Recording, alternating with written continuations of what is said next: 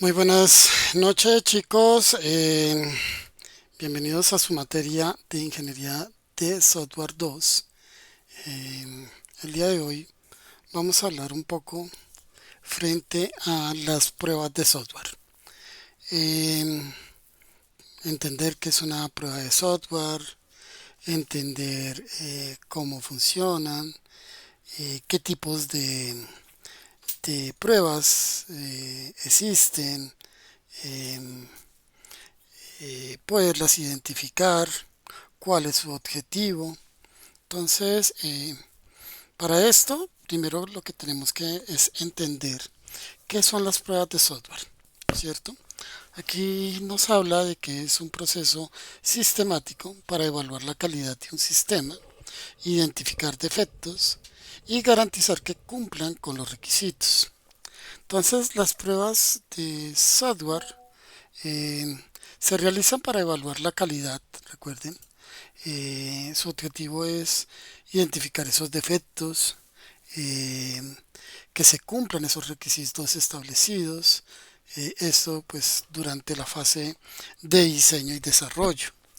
Este proceso no solo consiste pues en ejecutar el programa y a ver si sirve, si es funcional o no, sino que implica pues una serie de actividades que deben ser planificadas, que se deben incluir en el diseño de esos casos de prueba, que se debe tener una ejecución de las pruebas, que se deben analizar y verificar los resultados y la documentación de esos hallazgos. En el contexto del desarrollo del software moderno, pues las pruebas son una actividad que requiere de una manera continua a lo largo de todo el ciclo de vida del proyecto. No se trata pues de una actividad aislada o que se deje al final, sino por el contrario que se integre en cada etapa del desarrollo, desde la recopilación de los requisitos hasta la parte del despliegue, que es como se ve que ya es la entrega de esa prueba, ese software que se entrega para la producción, ¿cierto? Ese despliegue final. Y esto pues permite detectar y corregir de manera temprana, lo que permite reducir costos y tiempo dentro del desarrollo del software, ¿cierto? Entonces, hagan de cuenta que ustedes están construyendo un edificio, ¿cierto? Y pues tú no esperas a que el edificio esté completamente terminado para ver si las paredes están derechas, si cuenta con esas estructuras sólidas, sino que por el contrario se deben estar realizando esas inspecciones en cada etapa de la construcción, eh, desde los cimientos hasta verificar las instalaciones antes de empezar con las paredes y antes de que se finalice ya la entrega final, ¿cierto? Entonces las pruebas de software funcionan exactamente de la misma manera. Se realizan en cada etapa del desarrollo, pues esto garantizando que cada componente funcione correctamente y que el sistema se encuentre completo y que cumpla con los requisitos, ¿cierto? Entonces, aquí decíamos por qué son importantes. Entonces, hablábamos de garantizar la calidad. Entonces, aquí pues se asegura que el software funcione correctamente y que cumpla con esos requisitos específicos por el cliente y los usuarios finales. Cuando hablamos de reducir costos, pues nuevamente repetimos que al momento en que se detecte un error, ¿cierto?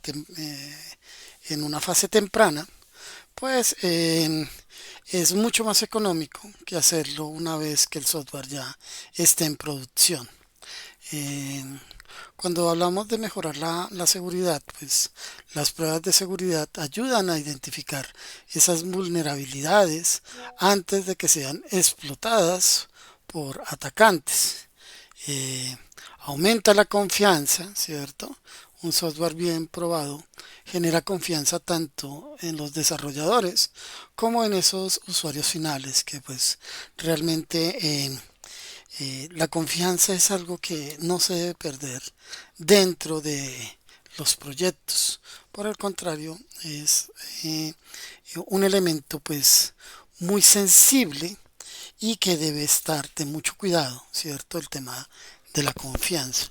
Y por último, que mejoran esas experiencias del usuario en donde pues el software estable y rápido proporciona pues una mejor experiencia de esos usuarios finales. Entonces, recuerden que hay un estándar que es el ISTQB que nos dice que las pruebas de software son una actividad que se debe realizar a lo largo de todo el ciclo de vida del desarrollo. Eh, Desde la planificación pues, hasta el mantenimiento, ¿verdad? Entonces, aquí nosotros tenemos una pirámide. Esta pirámide es como ir desarrollando diferentes pruebas, ¿cierto? A lo largo del proyecto. Entonces, ¿cómo se deberían organizar las pruebas? Las pruebas de software se organizan en diferentes niveles, que van desde lo más pequeño, ¿cierto? Hasta lo más específico o grande, que es lo general, ¿cierto? Esta organización se conoce como la pirámide de pruebas. Es un concepto fundamental pues, en la ingeniería de software que fue popularizado por Mike Cohn en su libro pues eh, consecución con agilidad, ¿cierto? La pirámide pues establece una estrategia en donde las pruebas que se priorizan, la cantidad con las cuales se deben hacer, el tipo de pruebas que se deben realizar en cada uno de los niveles. La pirámide pues, de pruebas se compone de cuatro niveles principales, cada uno con un propósito específico y un costo asociado. En la base, que es esta, es la base de la pirámide donde se encuentran las pruebas unitarias, ¿cierto? Eh, que son pues las más numerosas, ¿cierto? Entonces aquí tenemos que desarrollar muchas pruebas unitarias. Deben ser pues muy rápidas y por ende pues son muy económicas. En la cima se encuentran pues ya las pruebas de aceptación que son las de menor número, ¿cierto? Son más lentas y más costosas. Esta distribución pues refleja la realidad en las que las pruebas más específicas y aisladas son fáciles y económicas de realizar, mientras que las pruebas más generales y completas requieren más recurso y tiempo. Cuando hablábamos de eh, componentes aislados, hablábamos de pruebas unitarias, ¿cierto? Y cada uno de ellos pues tiene un contexto totalmente diferente. Aquí cuando hablamos de componentes aislados, pues estamos hablando de que se van a hacer,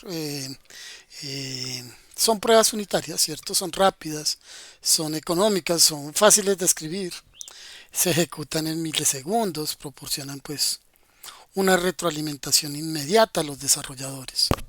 Cuando hablamos de las pruebas de integración, pues estamos hablando desde la interacción entre los módulos y estos pues son más complejas y lentas porque involucran la interacción entre los diferentes módulos del sistema.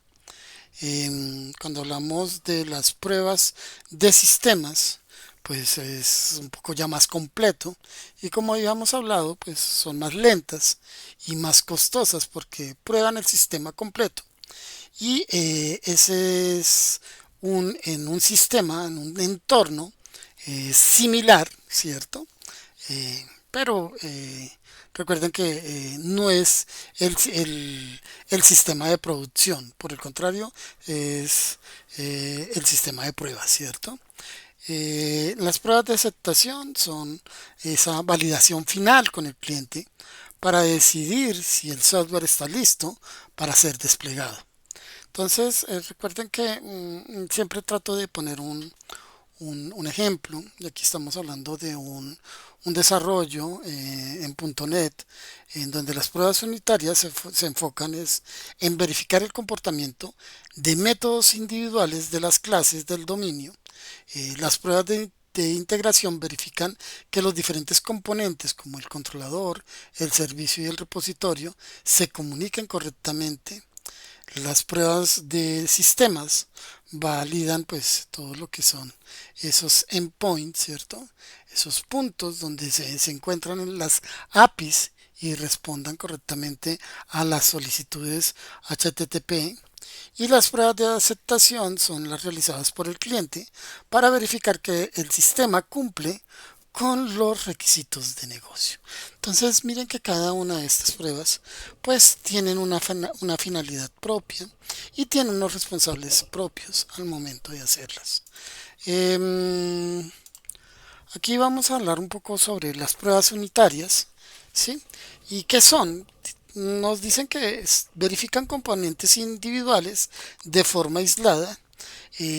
Aquí se usa el XUnit, el NUnit y el MSTest. Las pruebas unitarias son el nivel más básico de las pruebas en la pirámide, ¿cierto? Pues aquí consiste en el comportamiento de componentes individuales del software como métodos, clases o funciones, ¿cierto? Esto de manera aislada.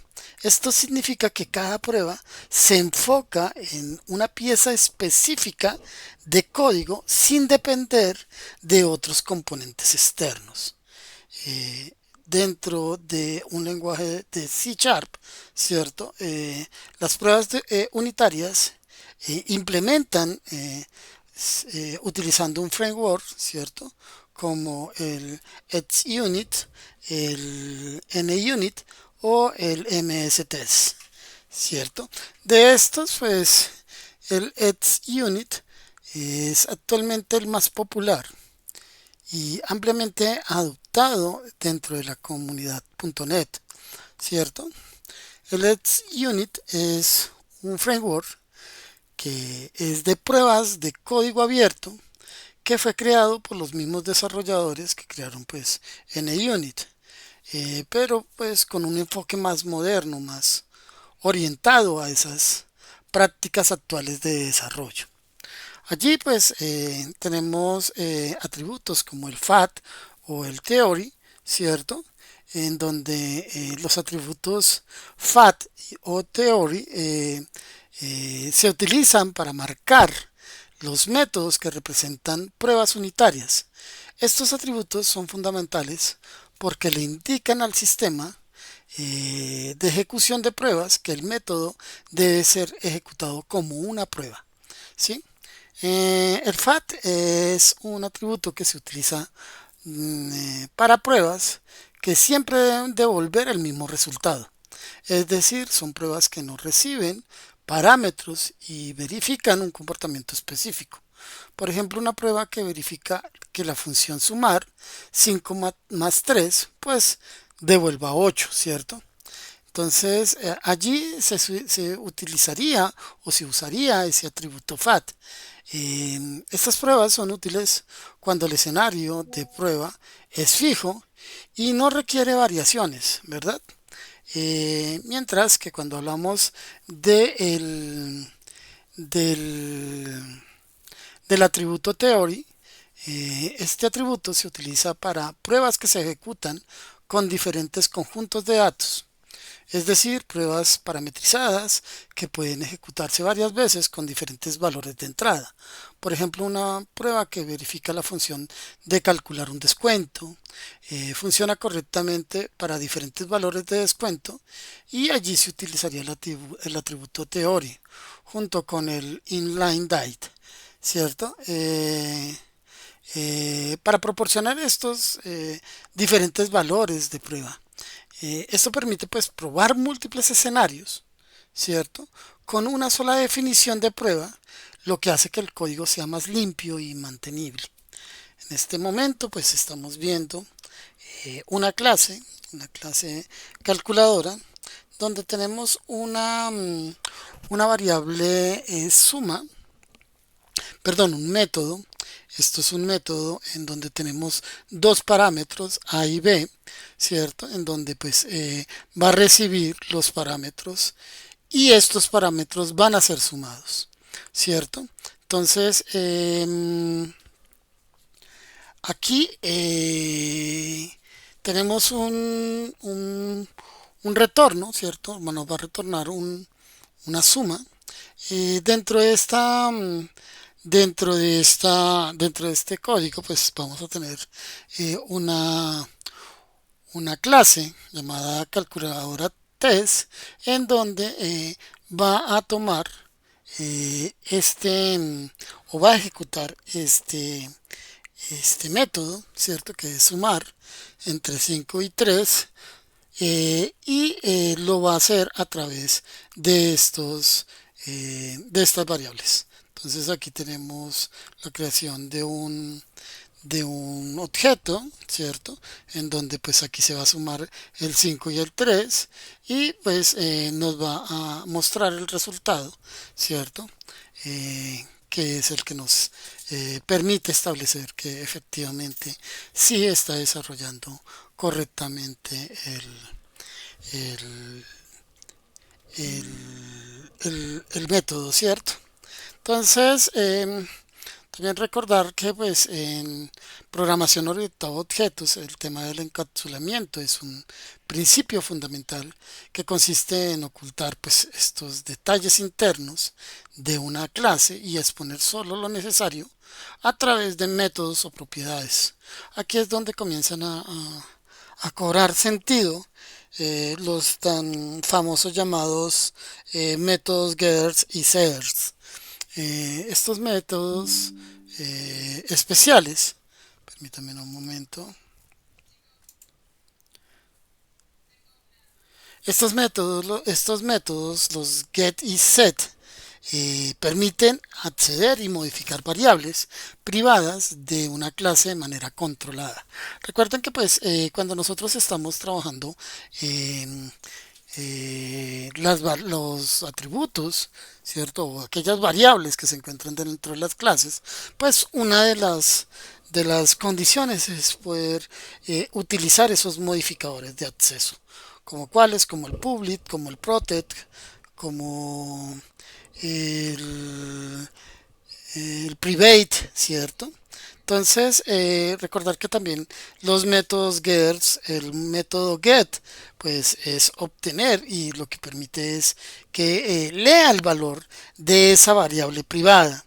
Y el set lo que hace es establecer o modificar el valor de esa variable privada, ¿cierto? Y entonces con estos lo que permite es que se pueden acceder y modificar dichas variables, ¿cierto? De una manera pues controlada, ¿cierto? Entonces, continuamos, aquí tenemos un ejemplo, ¿cierto? Este es un ejemplo de pedidos. Eh, veamos. Es de. Esto es de. Para un restaurante, ¿cierto? De comidas rápidas.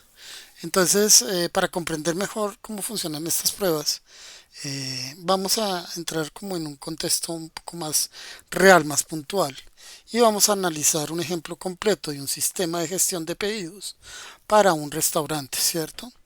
En este ejemplo, pues nos va a permitir ver cómo se aplican los conceptos de pruebas unitarias a una situación de la vida real y cómo se utilizan las diferentes herramientas y técnicas disponibles dentro del proyecto. Entender que el sistema de pedidos que vamos a probar, tiene dos componentes principales, ¿cierto? Entonces aquí tenemos Una, que es esta plantilla, que es la clase ítem, ¿cierto? Que representa un producto del menú, ¿cierto? Una clase pedido, aquí tenemos otra plantilla. Recuerden que aquí tenemos que tener muy en cuenta el tema del ámbito de la llave, que en donde se abre y se cierra, ¿cierto? Entonces, tenerlo muy en cuenta, ¿sí? Entonces, esta plantilla, esta clase pedido, gestiona la lógica del negocio relacionada con los pedidos, eh, en donde pues aquí estamos hablando de calcular el total, ¿cierto? Y vamos a ver como todo lo que como que todo lo que es las reglas que se aplican ahí, como ese descuento, ese subtotal, ¿cierto? Que deben estar tenidos en cuenta a través de las diferentes cantidades que se piden, ¿cierto? Y eh, el cálculo, aquí pues se ve como el cálculo subtotal y cómo se aplican esos descuentos dentro de esta plantilla de pedidos, ¿cierto? Y vamos a escribir una prueba unitaria para verificar que el cálculo del total del pedido se realice correctamente en escenarios, ¿cierto? Entonces aquí veamos que estamos utilizando esos dos atributos, ¿cierto? El FAT, ¿sí? Y estamos hablando el theory. Recuerden que el FAT es un atributo que se utilizan siempre para devolver el mismo resultado, ¿cierto? Entonces aquí estamos hablando de que estamos calculando una, un pedido, ¿cierto? Donde no tenga ni descuentos ni nada de eso, ¿cierto? Entonces aquí estamos agregando una hamburguesa que tiene un precio de 15 y una cantidad, se está pidiendo 2, ¿cierto? Y aquí se están pidiendo unas papas, 5 y la cantidad es 1, ¿cierto? Entonces, en total, pues aquí nos hace el totalizado del pedido, que es como la cantidad en donde, si aquí están pidiendo dos hamburguesas, serían 30 más 5 que es la de las papas, pues nos va a devolver 35, ¿cierto? Entonces, aquí estamos evaluando ese atributo FAT, ¿cierto? Y aquí con el theory, pues estamos utilizando un atributo que en donde se ejecutan diferentes conjuntos de datos, eh, donde pues son pruebas parametrizadas que pueden ejecutarse varias veces con diferentes valores de entrada. Por ejemplo, una prueba que verifique la función de calcular el descuento, ¿cierto? Entonces aquí estamos calculando ese descuento y funciona pues aquí lo que permite es utilizar este tipo de variables para determinar qué pasaría cuando le estamos aplicando ya una regla de negocio, ¿cierto? Entonces, aquí vamos a hablar un poco más sobre pruebas de integración. Y bueno, ¿y qué son las pruebas de integración? ¿Recuerdan cuando nosotros teníamos en la pirámide? Es como el segundo nivel. Entonces, las pruebas de integración, pues veámoslas aquí. Aquí, las pruebas de integración. Vamos con, ya vimos estas, ahora vamos a ver estas, que son las pruebas de integración. ¿De acuerdo? Entonces, las pruebas de integración, como hablábamos, son como ese nivel intermedio de la pirámide de pruebas que se enfocan en verificar esa interacción y comunicación entre diferentes módulos o componentes del sistema, ¿cierto? La diferencia entre las pruebas unitarias es que estas prueban componentes de manera aislada, ¿cierto? Las pruebas de integración prueban es cómo los componentes trabajan juntos, ¿sí? Entonces, eh, las pruebas de integración suelen involucrar pues la comunicación entre la base de datos, ¿cierto? Entre los servicios externos, entre las APIs web o cualquier otro componente que no sea una unidad de código aislada. Estas pruebas son esenciales para detectar problemas que solo aparecen cuando los componentes interactúan entre sí. Es como esos errores de mapeo de datos, esos problemas de compatibilidad, ¿cierto? Eso es como cuando estamos armando un puente de extremo a extremo y que como que no logran comunicarse entre ellos, ¿cierto? Entre los dos extremos. Entonces esto lo que nos permite es poder establecer ese tipo de, de, de pruebas, ¿cierto? Porque detectan este tipo de situaciones, de problemas, ¿cierto?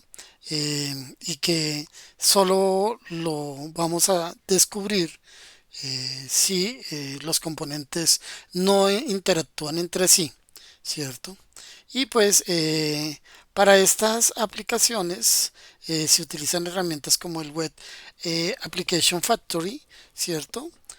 Para pruebas de API, el Test Server para pruebas de servidor y eh, el Core In-Memory Database, pues se utilizan pues para esas pruebas con el modelo, con esa base de datos, ¿cierto? Pues estas herramientas permiten es configurar esos entornos de prueba controlados pues para ver y verificar el comportamiento del sistema, esto pues de manera confiable. ¿Mm? Mm, Pruebas de sistema. ¿Qué son las pruebas de sistema? Las pruebas de sistema son el nivel más alto de las pruebas de la pirámide de pruebas, ¿cierto? Está justo debajo de las de pruebas de aceptación, si más no lo recuerdan. Por ejemplo, aquí están las pruebas de sistema, ¿cierto? Antes de las de pruebas de aceptación. Entonces, aquí pues se evalúan ese sistema completo en un entorno pues similar al de producción. Recuerden que este es el entorno de pruebas.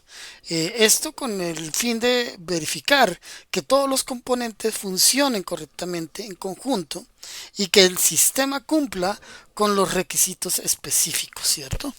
Mm, eh, Estas pruebas suelen realizarse utilizando pues herramientas eh, donde el usuario final lo haría, ¿cierto?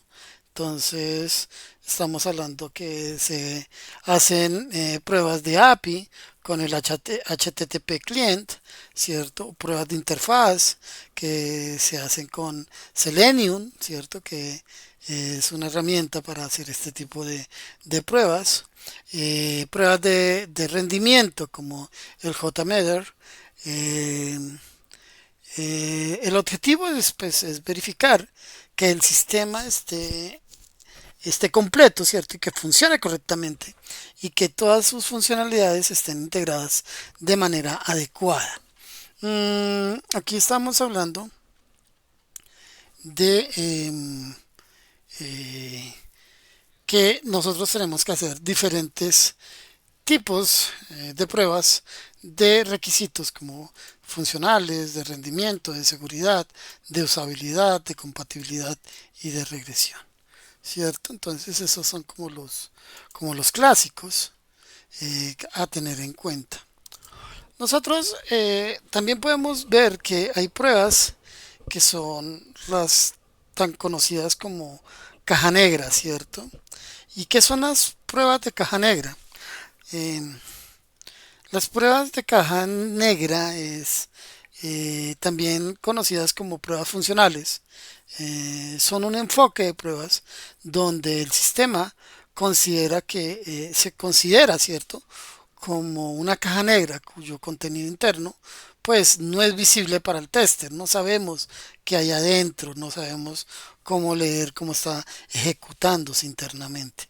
Este enfoque, el tester no necesita conocer los detalles de la implementación interna del software, como el código fuente o la arquitectura o los algoritmos utilizados.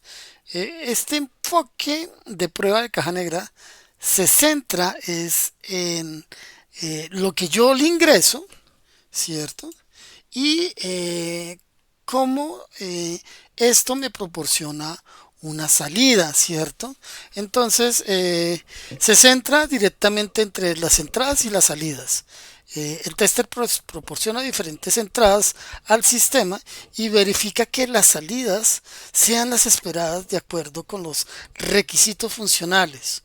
Esto hace que las pruebas de caja negra sean ideales para pruebas funcionales, pruebas de aceptación, pruebas de regresión, en donde pues el enfoque está en el comportamiento externo del sistema.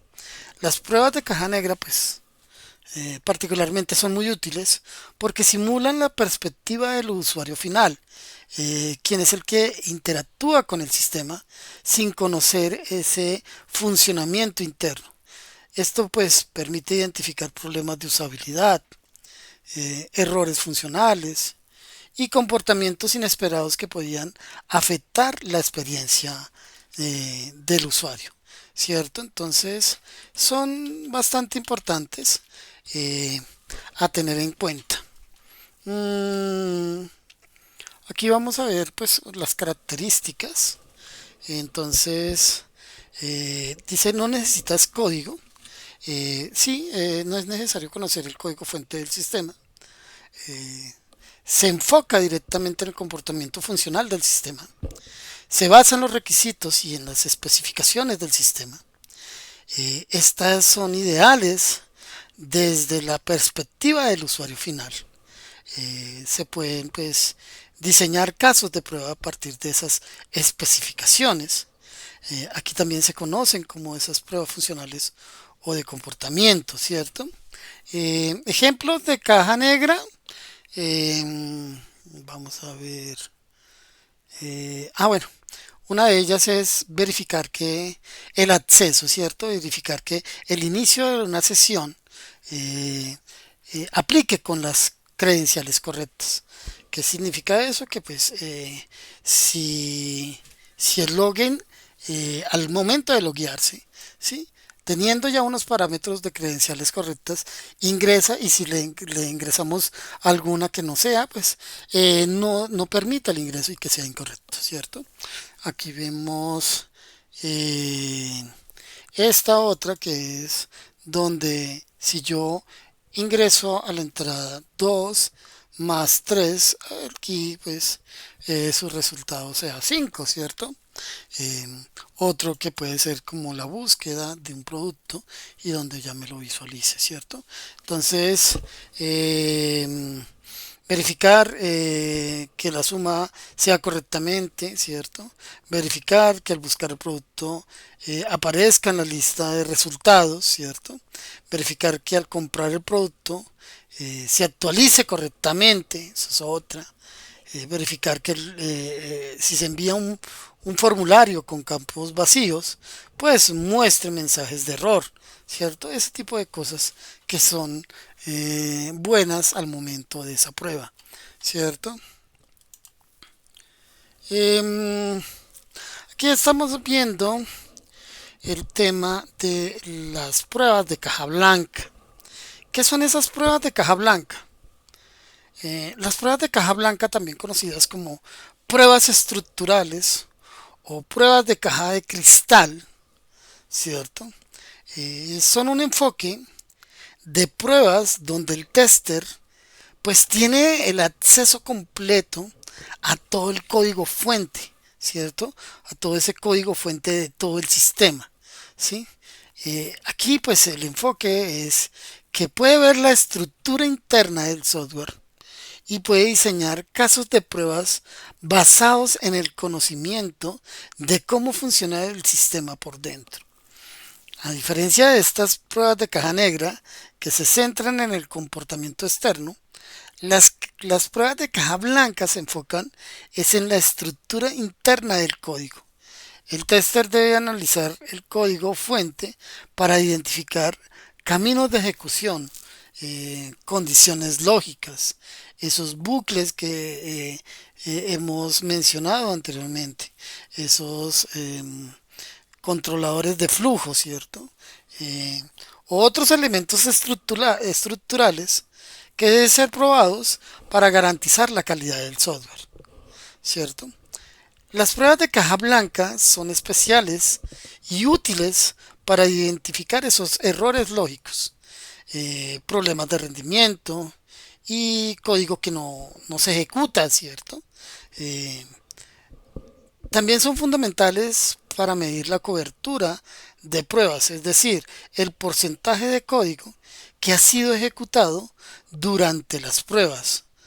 Cuanto mayor sea esa cobertura, pues se genera mayor confianza en ese sistema, pues que ha sido debidamente probado y debidamente adecuado, ¿cierto?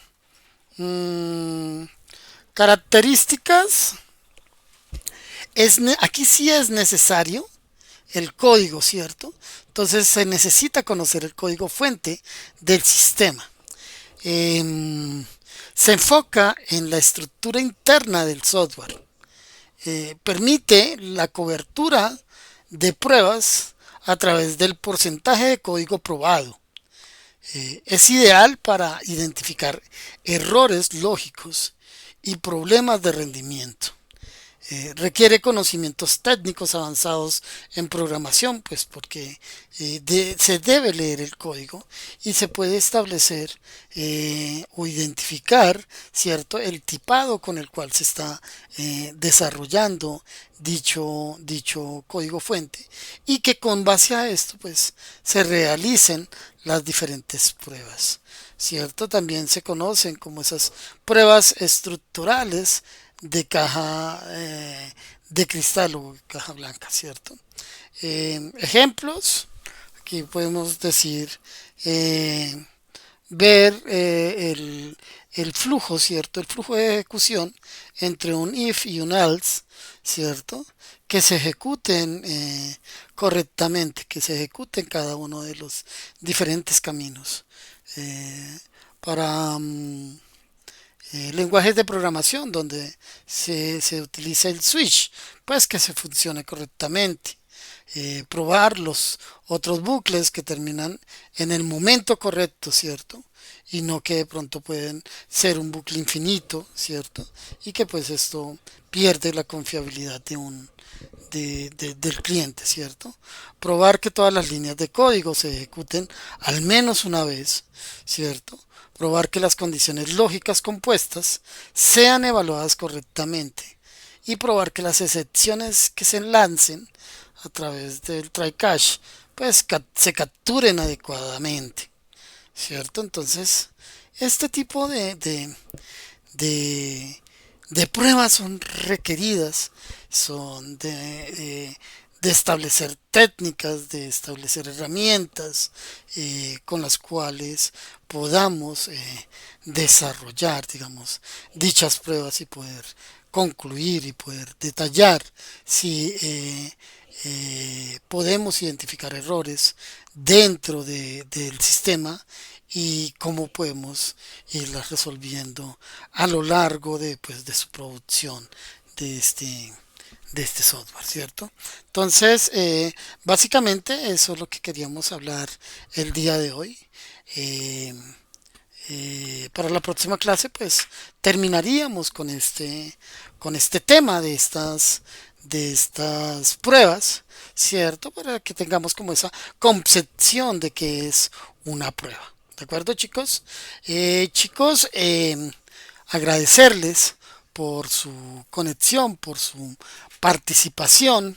Recuerden que la metodología utilizada en esta clase es que vamos viendo el contenido, vamos preguntando sobre la marcha vamos identificando aquellas situaciones de incertidumbre que nos puede causar algún tema y la idea de poder profundizarlo a través de los diferentes comentarios que ustedes proporcionan, ¿cierto? Y bajo la experiencia de algunos compañeros, los cuales ya han venido realizando este tipo de temas, ¿cierto?